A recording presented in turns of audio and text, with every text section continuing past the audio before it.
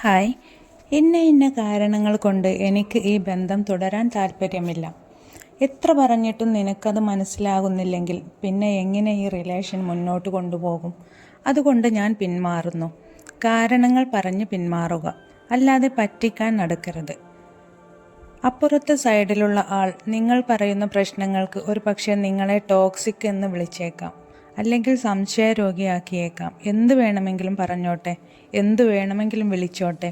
നിങ്ങൾ അവർക്ക് കൊടുത്ത ഒരു ചാൻസിലും അവർ നിങ്ങൾക്ക് പ്രൂവ് ചെയ്ത് തന്നിട്ടില്ല ഇനി അവർ നല്ലതാകുമെന്ന്. നിങ്ങളോട് ഓരോ തവണയും വന്ന് സോറി പറയുമ്പോൾ നിങ്ങൾ വിചാരിക്കും ഇനി അവരുടെ ഭാഗത്ത് നിന്ന് അങ്ങനെ ഒന്ന് ഉണ്ടാവില്ല എന്ന്.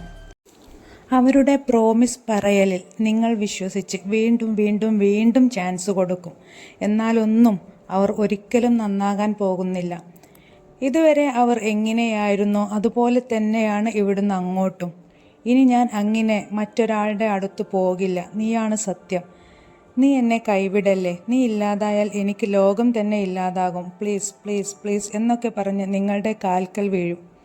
പിന്നാലെ കൂടുന്ന അവർ ഒരിക്കലും നിങ്ങൾ ഇനിയും അവർക്ക് അവസരം കിട്ടിയാലും അവർ അത് തന്നെ ചെയ്യും. ഒരേ തെറ്റ് വീണ്ടും വീണ്ടും ആവർത്തിക്കുമ്പോൾ അവരുടെ ന്യായങ്ങൾ ഇങ്ങനെയൊക്കെയാവാം. കൂട്ടുകാരുടെ നിർബന്ധത്തിന് വഴങ്ങി, അല്ലെങ്കിൽ അന്നത്തെ സിറ്റുവേഷൻ അങ്ങനെയായിരുന്നു, ആ സാഹചര്യത്തിൽ ആരായാലും അതേ ചെയ്യൂ, അങ്ങനെ ചെയ്തു പോവും എന്നൊക്കെ ആയിരിക്കും. ഇത്തവണത്തേക്ക് നീ എനിക്കൊന്ന് പുറത്തു തരണം. ഇനി ഒരിക്കലും ഞാൻ ആ വഴിക്ക് പോലും പോകില്ല. പക്ഷേ നിങ്ങൾ കരുതുന്നുണ്ടോ നിങ്ങളെ അവർക്ക് അത്രമേൽ പ്രിയപ്പെട്ടതായിരുന്നെങ്കിൽ, നിങ്ങളെ അവർക്ക് നല്ല ഒരു വാല്യൂ ഉണ്ടായിരുന്നെങ്കിൽ, ഏത് സാഹചര്യമായിരുന്നെങ്കിലും അവർ ആ തെറ്റിലേക്ക് പോകില്ലായിരുന്നു. നിങ്ങളെ ചതിക്കുന്ന ഒരു കാര്യവും ചെയ്യില്ലായിരുന്നു. നിങ്ങളുടെ സ്നേഹത്തിനും വിശ്വാസത്തിനും അവർ യാതൊരു വിലയും കൽപ്പിക്കുന്നില്ല.